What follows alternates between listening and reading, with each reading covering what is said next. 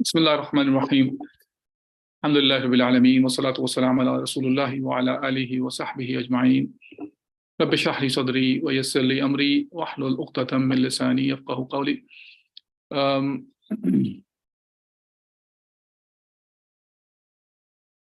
Okay, today inshallah we'll continue our discussion regarding the life of Uthman bin Affan radiallahu anh. We started talking about the judiciary aspect of the life of Uthman, the era of Uthman radiallahu anh, when he was the Khalifa. When we talk about the judiciary, judiciary plays an important role when it comes to running a state, because judiciary is one of the office or one of the institutions in the state that provides justice to the people. Besides, of course, not to say that this is the only institution that we talk about, but this is one of the institutions, one of the pillars of the state that runs the judiciary.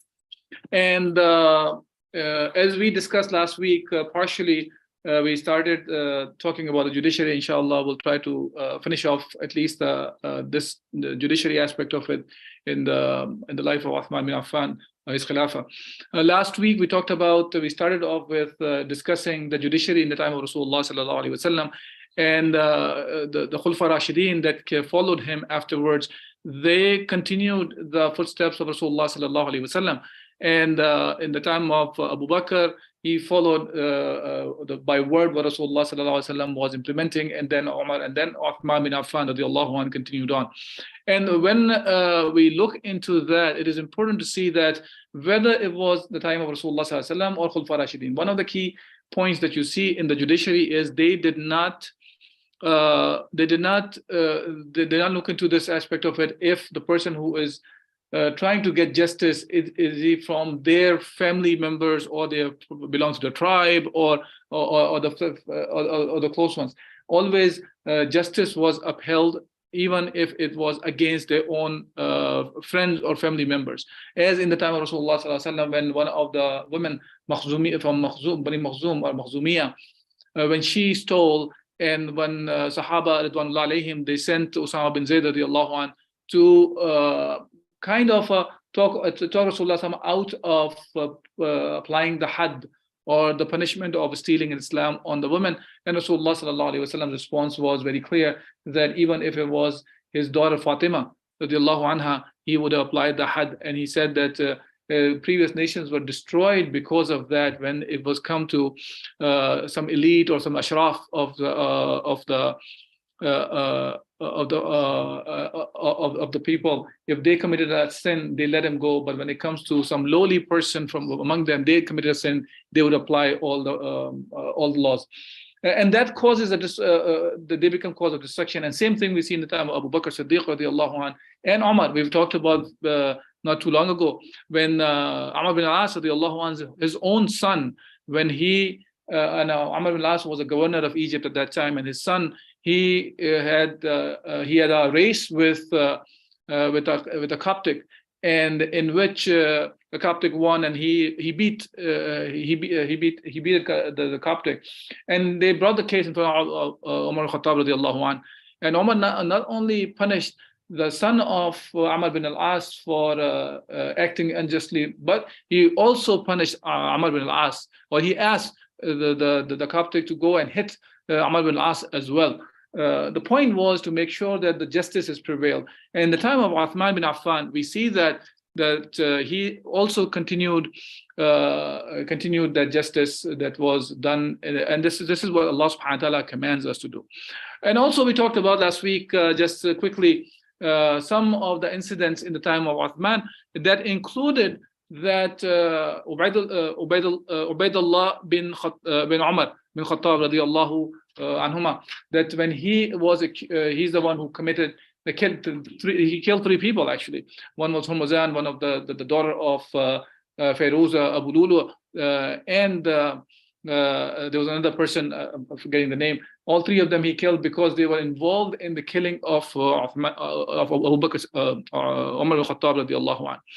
And then Umar, while he was in the on the deathbed at that time, he recommended that his son Ubaidullah should be arrested, should be imprisoned, and then the next Khalifa will decide the punishment for him, because obviously you have to go through the process of understanding what situation, what happened really, whether he was supposed to be punished or not. And we see that Uthman bin Affan, he provided the justice, even though he was the son of the last Khalifa, Umar bin Khattab radiallahu an, and he provided the justice to the people about even the people who were involved in doing what you call also all those plotting and planning to kill Umar bin Khattab radiallahu an as well. Now, so we talked about all that, and we talked about that the Darul Qada, or the courthouses, were also started off, according to one of the reports, was in the time of Uthman bin Affan radiallahu anh. We talked about some of the judges, the famous judges in the time of Uthman bin Affan.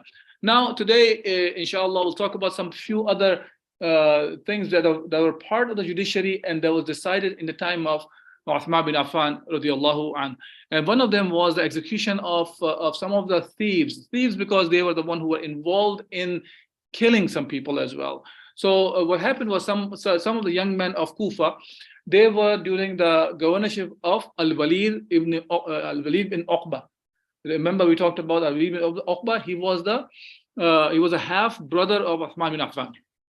He was a half brother from his mother's side, because his mother married to Uqba bin Mu'ayt, one of the enemies of Rasulullah sallallahu alaihi wasallam and the deen of Allah subhanahu wa ta'ala, the one who was actually executed when he became as a prisoner of war in Badr. So his son was Al-Walid ibn Uqba radiallahu anh, because he accepted Islam after Fatah Makkah, after conquest of Makkah. And in the time of Uthman, he was the governor of Kufa.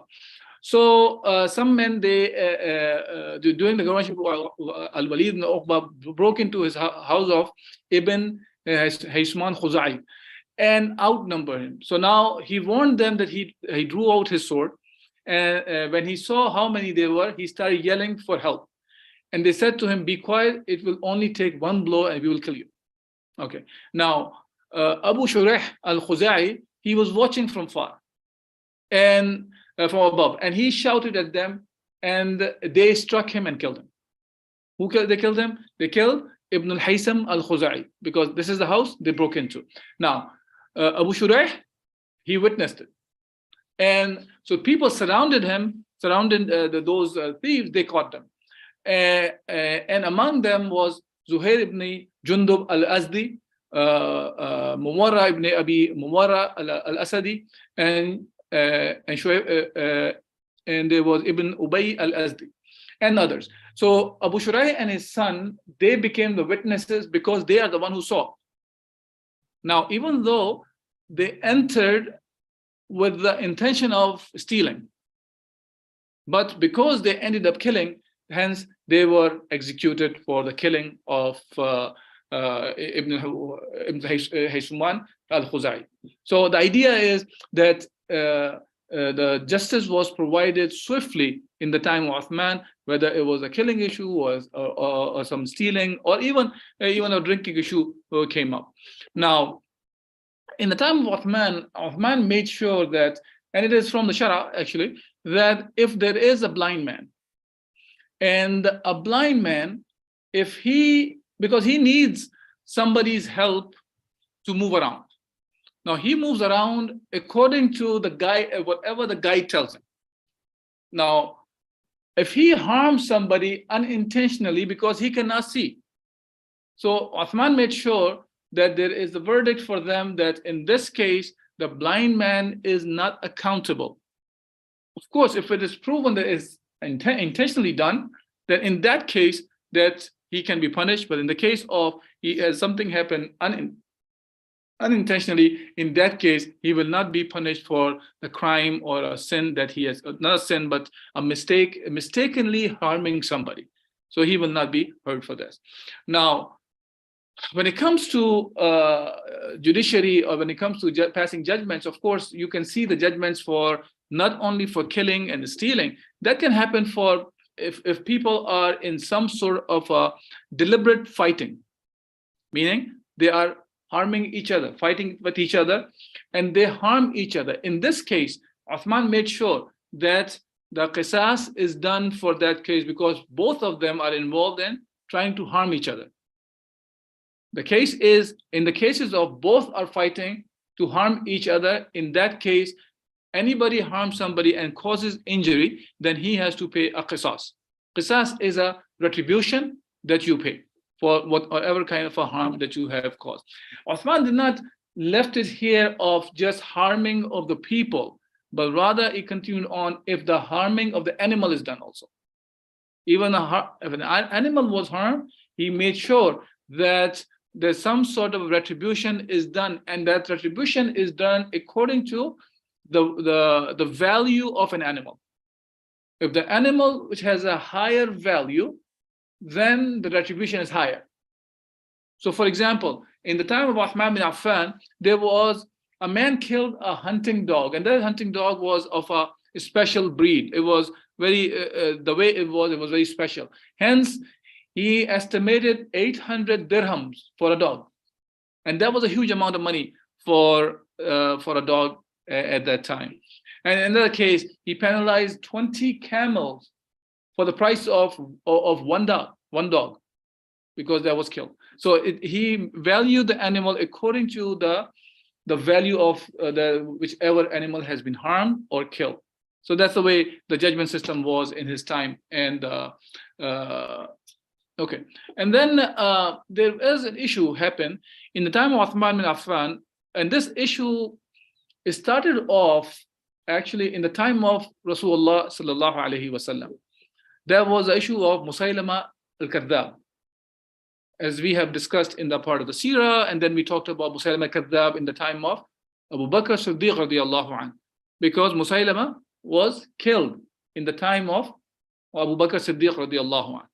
But there were some people, they were caught. So Abdullah bin Mas'ud caught some men in Kufa who did the ridda of Islam, apostatized Islam, and were reviving the issue of Musaylama al-Kadhdhab. So they were trying to revive. Now, Abu Bakr Siddiq radiallahu anhu, he made sure that they were offered Islam first. And that's the case about anybody who does the apostasy. It's not the issue of giving them the punishment what Islam has suggested for apostasy. Remember, we are talking about here apostasy here, the person who's a Muslim and he's trying to leave Islam and follow something other than Islam. So in this case, Uthman bin Affan said to his ruling was, go and offer them Islam. If somebody accepts Islam, alhamdulillah, and you continue on with them, there is no punishment for that. Somebody who, so is there something going on there? Okay, so if there is a if there is somebody among them, if any of them who has to do the tawbah, return back to Allah subhanahu wa ta'ala, nothing is done for them. Only people who continue on this ridda, in that case the execution was done, and that's what Uthman bin Affan radiallahu anhu did. Now, in the case of drinking or the khamr, in the time of Rasulullah sallallahu alaihi wasallam, the punishment was in general was to if somebody is caught drinking, then they would hit him with the flip flops with the shoes, or they will take like a cloak or something, roll it up, and you beat them up with them, or there were lashes for the people. There were different the different punishments you see in the time of Rasulullah sallallahu alaihi wasallam, and that's what is the part of the ta'zir is when it is not specifically Allah subhanahu wa ta'ala has decided, it is left to the head of the state to decide, then in that case he can decide what the punishment will be. And that's what we see in the time of Rasulullah sallallahu alaihi wasallam. In the time of Abu Bakr Siddiq radiallahu anhu, what we see is the punishment was 40 lashes. So in the time of Rasulullah sallallahu alaihi wasallam also you see, and Abu Bakr's time you see 40 lashes. Now, Abu Bakr's time it was 40, and in the time of Umar it was 40, but he also increased to 80. Now the question was, when is it 80 and when is 40? And what we see is, if it was the first time, then he gave 40. But if somebody is continuously coming back, in that case the 80 lashes were applied. The idea was that 40 was not enough for him to prevent. The idea of these punishments is not only to make sure the society stays clean, and there is a sense of dislike towards the sins that Allah subhanahu wa ta'ala has mentioned. Now, so to create this one thing is about the dislike. Second is so person do not go towards it. Now, and that's for the, of course, those people who do not, for them the hukum of Allah is not sufficient to prevent themselves to commit the haram, or they fall into the trap of following the desires. So this is what Allah subhanahu wa ta'ala has commanded. There's a punishment for that, but the punishment is not mentioned here. Now, in the case of Umar, he started doing 80 lashes. And that was done in consultation with the Sahaba when they were seeing that people were doing it more. Now, with regards to Uthman bin Affan, we find that, as I've said, that it is proven that there were 40 lashes were given, and it was proven that there were 80 lashes given. And this is what Uthman did also, that he did was, he made sure that 40 is given for a first timer, and then if it's coming again, the 80 lashes were given. And he did not punish the one who had made a mistake and drank alcohol once, as he punished the one who was addicted to it. Okay, what it means by that is somebody has drank by mistake, for example. In that case, he did not punish it. Now, from that we can see that in the time of Uthman bin Affan, the minimum was 40 lashes and the max that was given was 80 lashes. So there is no contradiction in the sense of, it's more of a ta'zir that the ruler, he saw that what is supposed to be done in the different circumstances, and the punishment was given accordingly. Now, when it comes to this whole issue of alcohol, one of the people who got involved in drinking was his own brother, his own half brother.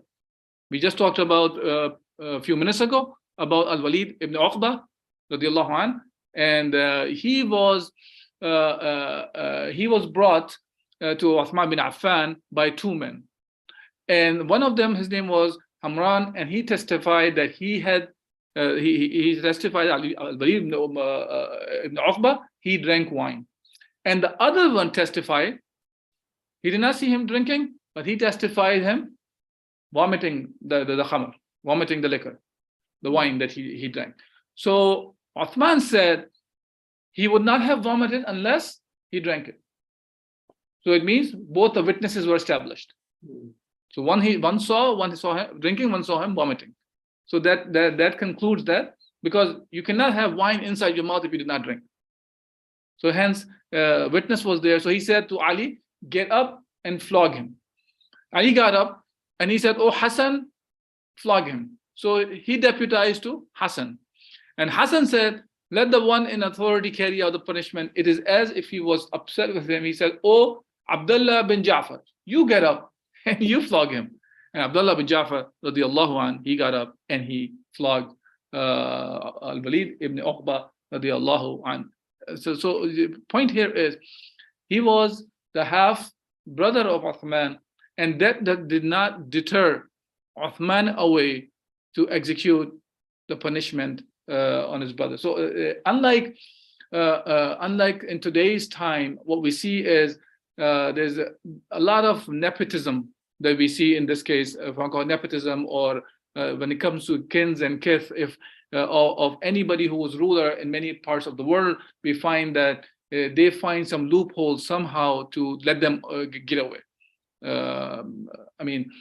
Pakistan has great examples in the sense of great injustice, not great in the sense of that they are following the Quran Sunnah, in the sense many of rulers, the current rulers or the previous rulers, we find them, their relatives are engaged in many different kinds of corruptions, whether it can be assassinations, attempts or killing, or whether it's corruption of money or wealth, and all those different kinds of things we find about the relatives are involved. And somehow these relatives find their ways to be to leave and leave the country and get away from the justice system. And this is one key thing that we find parallel, common among all the Khulfa Rashidin and in the time of Rasulullah sallallahu alaihi wasallam. And later on, you see the glimpses of the similar things in Islam, that how in Islam we see that people implemented Islam to make sure that justice is provided, even at the stake of if their family members are the one who are paying the price.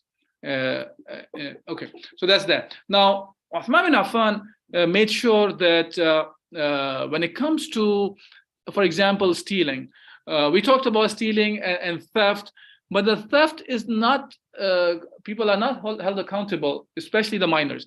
If they are minors, small kids, if they have stolen something. So Rasulullah, we know that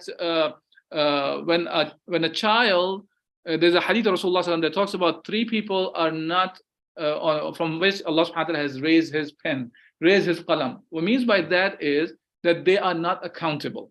One of them is a person who's majnoon, the one who is, the mind doesn't work, he's crazy, or a madman, whichever way you want to look into, or a person who is who's in his sleep and he does something while in his sleep, not in his senses, but until he's up.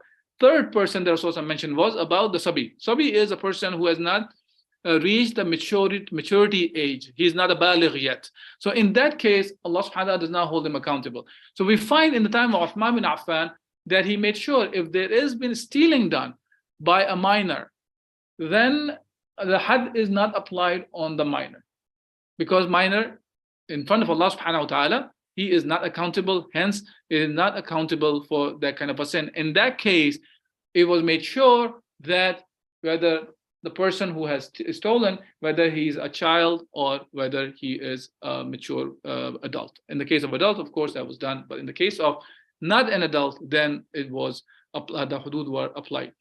And we find in the time of Uthman, there are many other punishments in the shape of ta'zir were done, imprisonment was done, in the cases like slandering.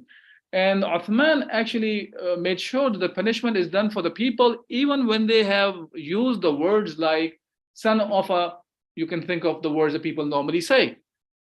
In reality, indirectly, when people curse at each other like that, it's a slander towards the mother. Because behind this, the meaning behind that kind of a curse word is that you're accusing the mother of committing adultery. And in that case, Uthman bin Affan, radiallahu anh, when the people like this came, he made sure that the punishment of this kind of accusation is applied on the people. Okay, and similarly, when there's a case of the zina, in the time of Uthman, a married woman committed a zina. At that time of Uthman bin Affan, he held the punishment, which is the rajam in that case, and that was applied. There were times for different kind of punishments. There was exile was also done for the people to be to moved out in the time of the Al-Abbas radiallahu anh, the uncle of Rasulullah sallallahu alaihi wasallam, when he passed away. There were so many people gathered around that was never seen that many number of people for a janazah. And the family of Abbas was trying to get closer, and they were not even getting a chance to get close to the body of Abbas. And Uthman bin Affan made a judgment that all those people should be removed, so the family has the access to Abbas's body, so they can do the burial. Okay. Next week, inshallah, we'll talk about some of the things, the act of worship and the transactions that were done between the people in the time of Uthman, and we'll stop about the judiciary part. And if there is any questions or comments about the judiciary, inshallah, I will try to answer the questions regarding the judiciary part, or if there's any questions that we have discussed in the past about the life of Uthman bin Affan, inshallah, I'll try to answer. We'll stop the